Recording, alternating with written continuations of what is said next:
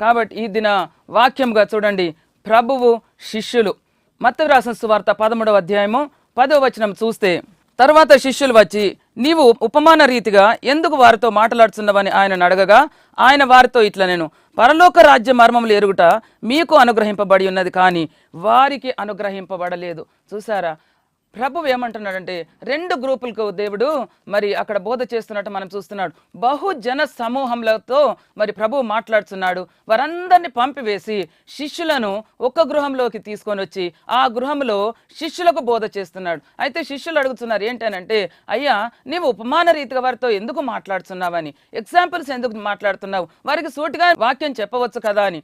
అయితే ప్రభు ఏమంటున్నాడంటే, వారికి ఉపమాన రీతిగా చెప్తేనే వారికి అర్థమవుతుంది, కానీ మీకు మాత్రము పరలోక రాజ్య మర్మాలు చెప్తే మీకు అర్థమవుతుంది. కాబట్టి అంటే దేవుడు మంచి ట్రైనింగ్ వారికి అనుగ్రహించాడు. మరి వారికి సన్నిహిత సంబంధం ఉన్నది కాబట్టి, ఆయనతో ఉంటున్నారు కాబట్టి ఆయన మహిమంతా వారికి చూపుతున్నాడు. కాబట్టి చూడండి, అయితే శిష్యులను ఎలాగంటే ఒక చక్కని మరి స్పెషల్ ట్రైనింగ్ ఇచ్చి వారికి తర్బియత్ ఇచ్చి వారిని మరి చక్కగా తీర్చిదిద్దుతున్నాడు. అలాంటి వారితో మరి ప్రభువు శిష్యులు అని మనము ఇక్కడ అంశం పెట్టుకున్నాం. కాబట్టి మత్తయి రాసిన సువార్త 8వ అధ్యాయము 21వ వచనంలో చూస్తే, శిష్యులలో మరి ఒకడు, ప్రభువా నేను మొదట వెళ్ళి నా తండ్రిని పాతి పెట్టుటకు నాకు సెలవిమ్మని ఆయన అడగగా, యేసు అతని చూచి, నన్ను వెంబడించుము, మృతులు తమ మృతులను పాతి పెట్టుకొని నిమ్మని చెప్పాను.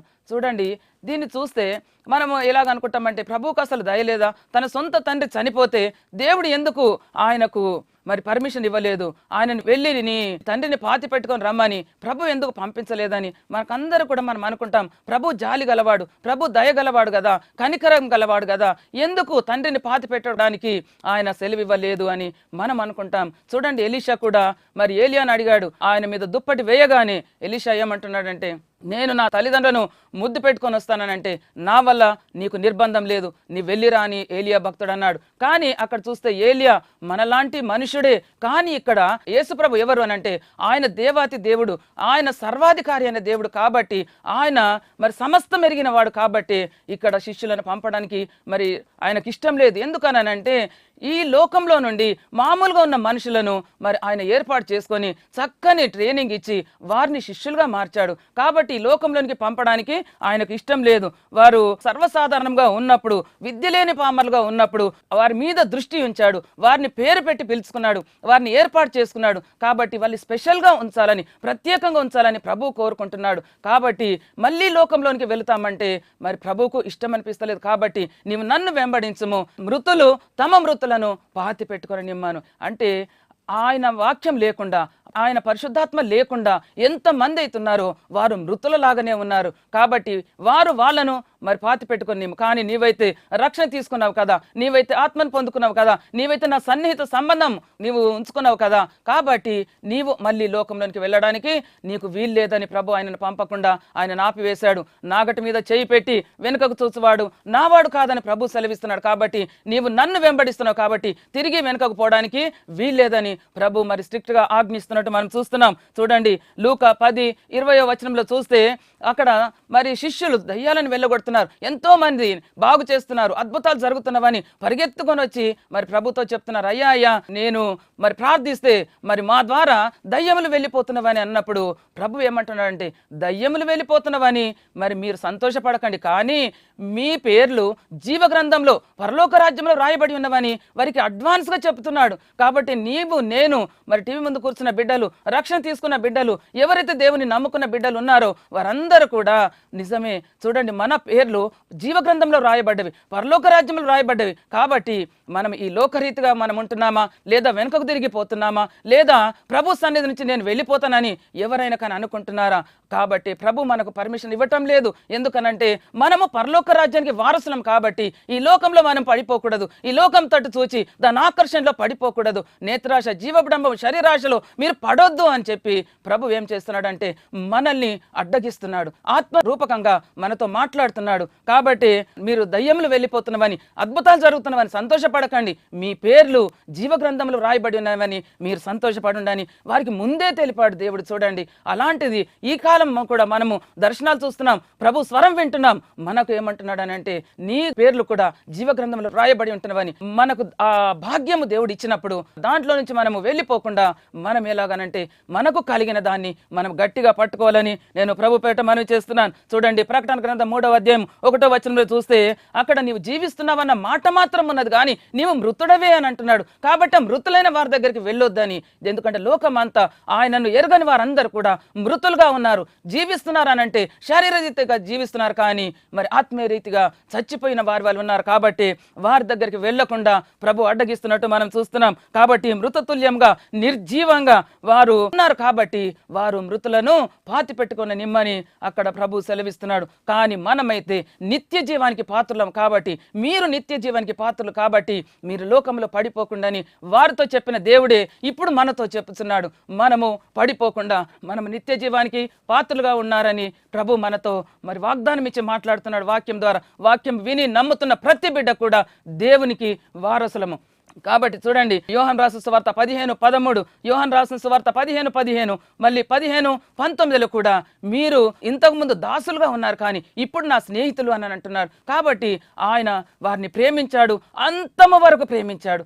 ఆ ప్రేమించిన దేవుడే ఇప్పుడు మనల్ని ప్రేమించాడు, మనల్ని కూడా అంతము వరకు ప్రేమిస్తున్న దేవుడు. కాబట్టి మనలో ఉండి ప్రభు నడిపిస్తున్నాడు. చూడండి, అందుకనే శిష్యులను అంతగా తరబేతి చేసి, అంతగా ట్రైనింగ్ ఇచ్చి, అంతగా తన మహిమనంతా చూయించిన తర్వాత లూకా వ్రాసిన సువార్త 22-24 మరి వచనం చూస్తే తమలో ఎవడు గొప్పవాడని అక్కడ వాదం పెట్టింది. చూడండి, ఇది చాలా సార్లు మనం విన్న వాక్యమే. ప్రభు సన్నిధిలో ఉండి ప్రభువు పరలోకం నుండి దిగి వచ్చాడని ఎన్నోసార్లు చెప్పిన, కానీ వారు అర్థం చేసుకోలేక ప్రభు సన్నిధిలో ఉండి శిష్యులలో ప్రతి ఒక్కరు కూడా ఎవడు గొప్పవాడని అక్కడ వాదం పుట్టినప్పుడు చూడండి, యేసు ప్రభు ఏమంటున్నాడంటే, అన్యజనుల వలె మీరు ఉండకూడదు.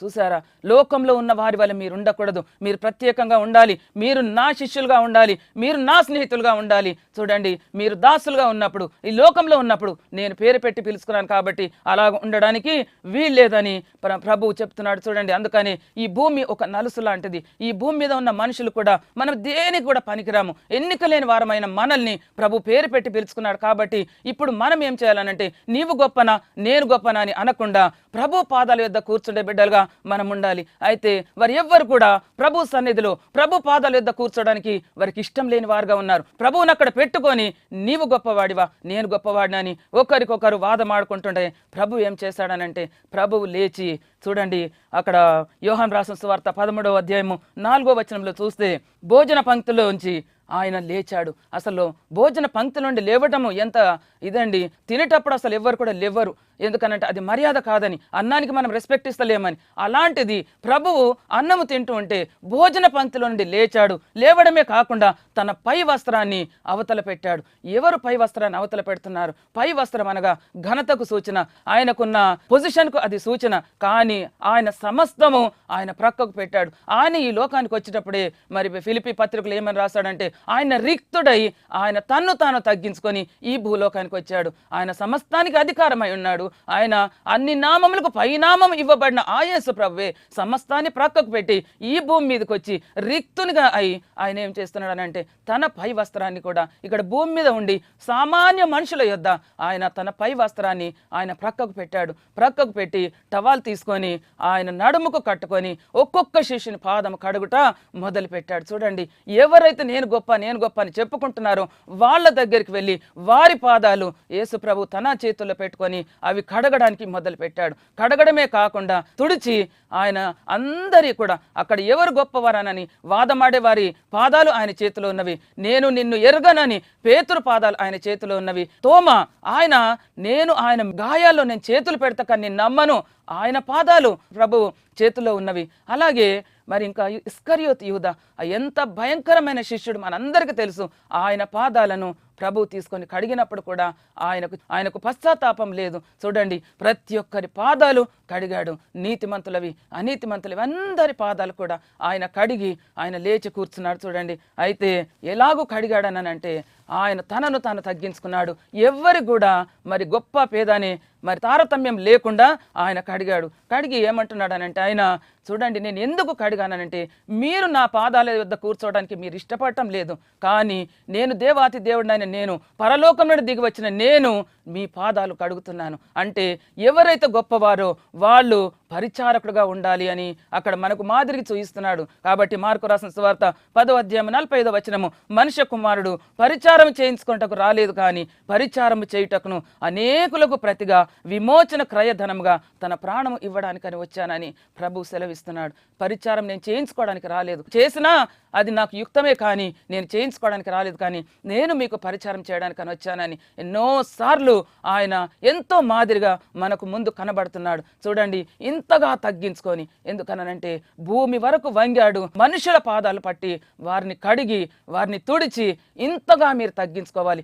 ఎవరైతే నేను గొప్ప అనుకుంటున్నారో వాళ్ళు అంతగా మరి రిక్తులుగా అయి మీరు సేవ చేయాలని మనకు చూయించాడు. కాబట్టి మరి మనము ఎంతో మంది దైవజనులమై ఉన్నాం, ఎంతో మంది రక్షణ తీసుకొని ఉన్నాం, క్రైస్తవులమై ఉన్నాము.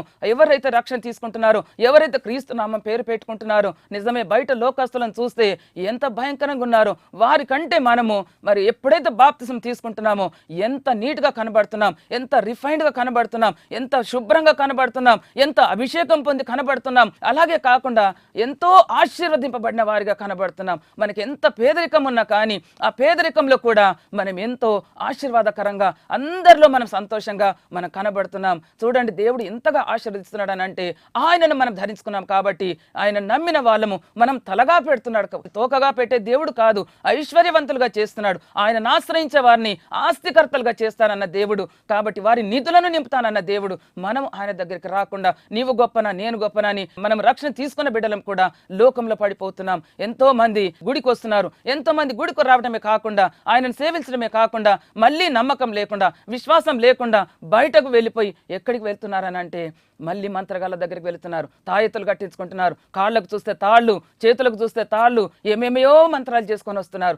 ఒకసారి ఆరాధనలో నేను వాక్యం చెప్పాను, ఆరాధనంతా ముగించాను. ఒక సహోదరు వచ్చి నాకు అమ్మ ప్రైజ్ లార్డ్ అని షేక్ హ్యాండ్, నేను పుల్పిట్ దగ్గరనే ఉన్నాను, షేక్ హ్యాండ్ ఇస్తే ఆమె చేయికి అదేదో కంకణం కట్టుకొని వచ్చింది. అప్పుడు నేను నా చేయి వెనక్కి లాక్కున్నాను. ఏంటమ్మా అని అంటే, అమ్మ తప్పైందమ్మా, నేను తీసేసి వచ్చి నేను నీకు ప్రైజ్ లార్డ్ చెప్తానమ్మా అని. దేవుని మీద విశ్వాసం ఉంచి రండి, అసలు ఏవి కూడా పనికిరావు. ఆయన రక్తం చేత మనం ముద్రీకరించబడ్డాం కాబట్టి మనం అలాంటి పెట్టుకోవడానికి వీల్లేదు. కాబట్టి తప్పకుండా ప్రతి ఒక్కరము ప్రభువును అనుసరించి నడవాలి. ఆయన ఎంత మాదిరిగా ఆయన పరిచారం చేసి ప్రతి ఒక్కటి కూడా మనకు మాదిరిగా ఆయన జీవించాడు. కాబట్టి ఆయన వల్లగా మనం జీవిస్తాం. ఇంకా విశ్వాసంలో మనము వృద్ధి పొందాలి, విశ్వాసంలో లోతైన అనుభవంలోకి నడవాలని నేను ప్రభుపేట మనవి చేస్తున్నాను. చూడండి, ఆయన కూడా శోధనలు వస్తున్నాయి. లూకా రాసిన సువార్త 2వ అధ్యాయము 42వ వచనంలో చూస్తే, తండ్రి ఈ గిన్నె నా యొద్ద నుండి తొలగించుటకు నీ చిత్తమైతే తొలగించమని ఆయన ప్రార్థన చేస్తున్నాడు. చూడండి, ఎప్పుడైతే ఆయన మరి మరణం కావాలి అని తండ్రి అయిన దేవుడు సెలవిస్తున్నాడు, ఆయనకు మరి సమస్తము కనబడుతున్నది.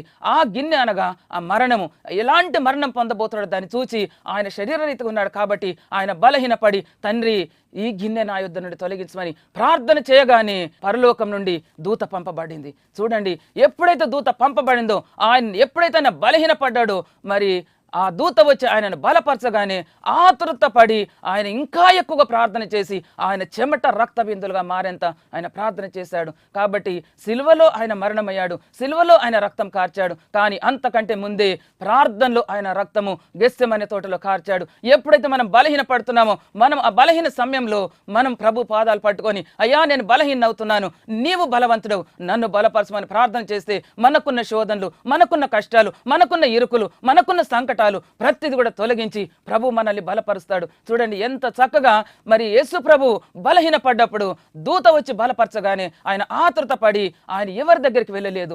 ఆయన ప్రార్థన చేసినప్పుడు ఆయన చెమట రక్త బిందువుల వలె ఆయనట్టు మనం చూస్తున్నాం. కాబట్టి ఆ సిలువ కంటే ముందే ఆయన గెత్సెమనే తోటలో రక్తం కార్చాడు. ఆ శోధన జయించడానికి ఆయన రక్తం కార్చాడు. మనకు శోధనలు వచ్చినప్పుడు మనం కూడా అలాంటి ప్రార్థన చేయాలని నేను ప్రభుపేట మనవి చేస్తున్నాను. హెబ్రీ పత్రికలు అంటున్నాడు, మీరింకా రక్తం కారణంతగా మీరు సాతానుతో పోరాడలేదు అని. చూసారా, మనం రక్తం కారణంతగా పోరాడాలి. మనం పోరాడేది అంధకార శక్తులతో. కాబట్టి మనం ఎలాగో ప్రార్థనలో చాలా పోరాడితే ఇవన్నీ కూడా మనకు రావు. కాబట్టి శిష్యులను అలాగూ తయారు చేశాడు, శిష్యులను స్పెషల్ ట్రైనింగ్ ఇచ్చాడు, శిష్యులకు తన మహిమనంతా చూయించాడు. అందరి వలె ఆయన బోధ చేయలేదు, కానీ ఒక గృహంలోకి తీసుకొని వచ్చి మరి చక్కగా వారిని ట్రైనింగ్ ఇచ్చి, వారిని తరబేతి ఇచ్చి, వారిని మరి పరలోక రాజ్యంలో వారి పేర్లు రాయబడి ఉన్నవని ప్రభు వారికి సూటిగా వారితో మాట్లాడాడు. కాబట్టి మరి మృతులు తమ మృతులను పాతి పెట్టుకొని నిమ్మని తండ్రి చనిపోగానే మరి ఆయనను వెనుకకు పంపలేదు. ఇంకా టీవీ ముందు కూర్చున్న బిడ్డలు ఏ బలహీనతనైనా వస్తే మీరు వెనుకకు పడిపోతున్నారేమో, రక్షణ తీసుకున్న బిడ్డలు పడిపోయి ఉంటున్నారేమో, ఈ వాక్యం ద్వారా మీరందరూ కూడా ప్రేరేపణ కలిగి ప్రతి ఒక్కరు కూడా ప్రభును మరి ప్రార్థించండి. ప్రార్థిస్తూ ఉంటే మీకు దర్శనాలు రావాలి, మీకు స్వరము వినబడాలి, మీ ఆత్మతో మరి నింపబడాలి. అలాంటి ప్రార్థనలు చేయాలి. కాబట్టి ప్రభువు గెస్తెమనే తోటలో చేసిన ప్రార్థన మనం కూడా చేసి ప్రభువును ఆనందింపజేసే బిడ్డలుగా మనం ఉందాం. ఈ లోకాన్ని జయించాలంటే అలాంటి శక్తి, అలాంటి జయ జీవితము మనకు కావాలంటే మనం ప్రభు పాదాలను పట్టుకుందాం. మనకంటే ముందు ఆయన మరి శిష్యుల పాదాలు కడిగాడు. కాబట్టి మనం ఆయన పాదాలు పట్టుకొని ఆయన సన్నిధిలో మనం ప్రార్థిస్తాం. కాబట్టి అందరం కూడా ధైర్యంతో మనకు మరి మృతిని గెలిచిన దేవుడు మనతో ఉన్నాడు, సాతాను ఓడించిన దేవుడు మనతో ఉన్నాడని ధైర్యంతో మనం ముందుకు సాగుదాం. దేవుడి వాక్యాన్ని దీవించునుగాక. అందరు కళ్ళు మూసుకుందాం, చిన్న ప్రార్థన చేసుకుందాం.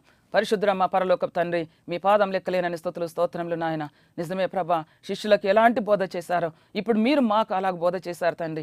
మీరు మాతో ఉండి మాతో మాట్లాడినందుకు మీకే స్తోత్రం. వాక్యం మీది ప్రభా, వాక్యం ద్వారా ప్రతి ఒక్కరిని అయా ముట్టండి, తాకండి, స్వస్థపరచండి. ఎవరైతే పడిపోయి ఉన్నారో, బలహీనులుగా ఉన్నారో, చీకటి శక్తులతో ఉన్నారో, యేసుక్రీస్తు నామంలో వారిని ఇప్పుడే గద్దించి బంధించి వారిని ముట్టి తాకి స్వస్థపరిచి వారిని లేపి పునరుజ్జీవింపజేసి మీ వాక్యంలో చక్కగా నిలబడ్డకు సహాయం దయచండి.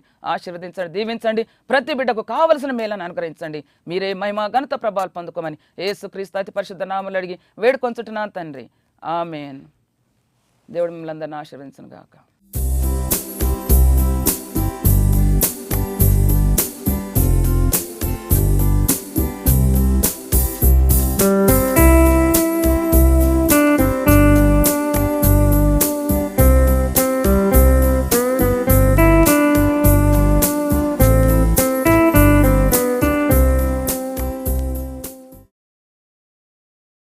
ద్వారా మీరు ఆత్మీకంగా, భౌతికంగా మేలులు పొంది ఉన్నారని ఆశిస్తున్నాము.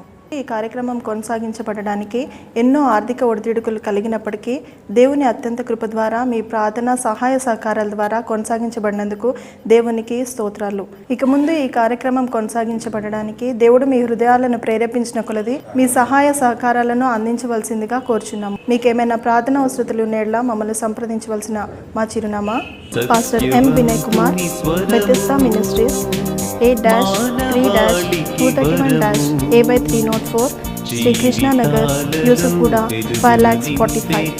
మా ఫోన్ నెంబర్స్ 04023548836. మా సెల్ నెంబర్లు 9346902818, 9347583059.